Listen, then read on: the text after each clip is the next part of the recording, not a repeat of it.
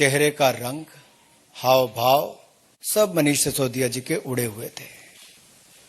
शराब के भ्रष्टाचार के कारण वो पत्रकारों के प्रश्न के उत्तर भी नहीं दे पा रहे थे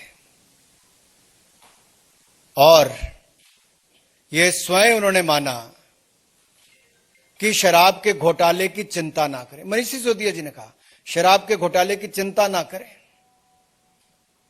ये तो मान लिया शराब का घोटाला हुआ। अब पहली बात ये आती है कि मनीष जी, आखिरकार अगर आपकी शराब नीति ठीक थी तो वापस क्यों ली? क्या ऐसी मजबूरी थी? आपकी हालत तो ऐसी थी कि चोर को दाढ़ी में तिनका दिखा तो उसने बचने के लिए दाढ़ी मुंडवा दी। तो मनीष सिसोदिया और अरविंद केजरीवाल जी ने भी शराब नीति में भ्रष्टाचार दिखा तो नीति वापस ले ली। मेरा सवाल इनसे यह है कि मनीष सिसोदिया जी बताएं कि मैन्युफैक्चरिंग कंपनियों को रिटेल में ठेके की अगर अनुमति नहीं होती थी तो आपने क्यों दी? मनीष सिसोदिया जी से मेरा दूसरा सवाल यह है और अरविंद केजरीवाल जी से कि कार्टेल कंपनियों को शराब बेचने की ठेका क्यों दिया? अगर दिया तो क्यों? आप ये भी बताइए कि खाओ गली और इंडो स्पिरिट जैसी ब्लैक लिस्टेड कंपनियों को क्या आपने ठेका दिया या नहीं? एक सवाल मेरा और भी है कि 25 अक्टूबर को जब दिल्ली के ही एक्साइज डिपार्टमेंट ने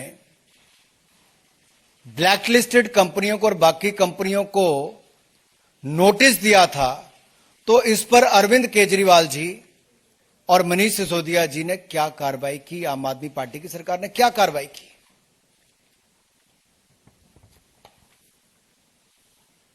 ये आम आदमी पार्टी की सरकार, ये रेवड़ी की सरकार भी है, बेवड़ी सरकार भी है।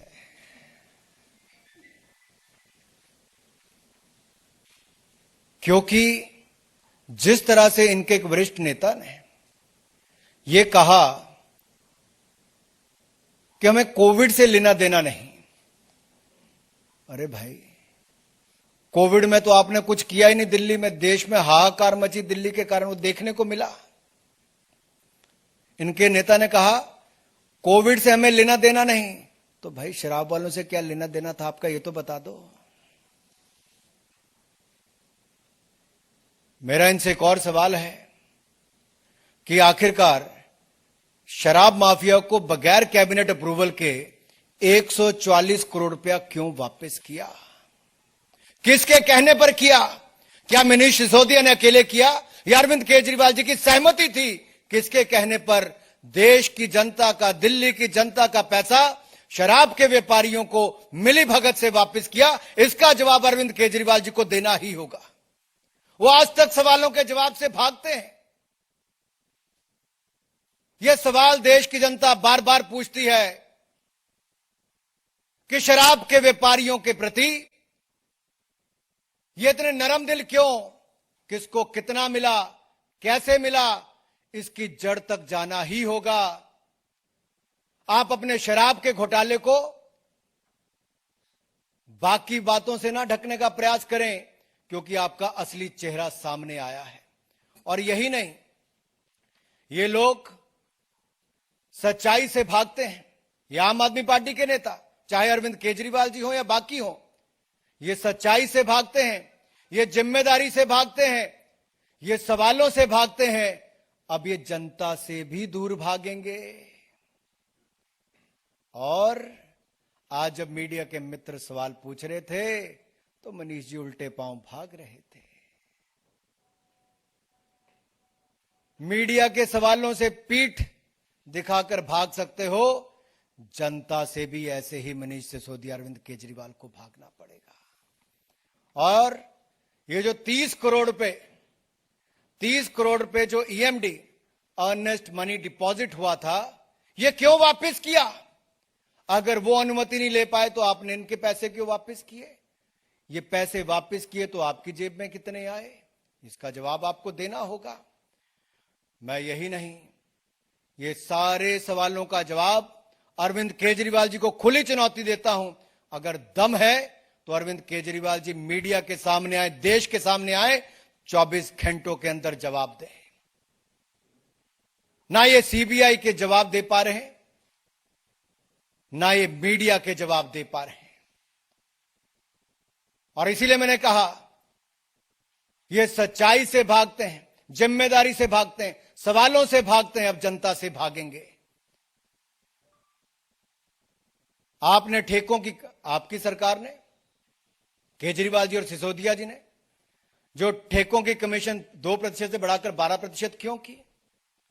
और एक्यूज नंबर 1 मनीष सिसोदिया जी से सीधा सवाल है कि ये जो बिचौलिए जिनको अलग अलग इनमें एक्यूज ठहराया गया, उनसे इनके रिश्ते क्या है? अरविंद केजरीवाल जी और मनीष सिसोदिया जी के रिश्ते क्या हैं इनसे? यह जवाब देना ही पड़ेगा। मित्रों, ये लोग जनता के सामने और जनता की आंखों में धूल झोंकने का प्रयास करते हैं। राजनीति में आने से पहले भ्रष्टाचार के खिलाफ आंदोलन तो करते थे, लेकिन आज तक उस पर किया क्या? इतना ही किया कि आकर भ्रष्टाचार के नए रिकॉर्ड बनाने अरविंद केजरीवाल जी, जो किंग पिन है भ्रष्टाचार के, और एक्यूज नंबर 1 मनीष सिसोदिया जी ने किया। और मनीष सिसोदिया ने अब अपने नाम के स्पेलिंग भी शायद चेंज कर लिए हैं। अब इनका अगला आ गया है MONEY, मनी।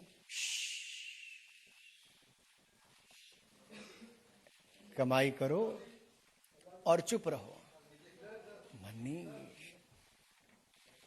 मनी।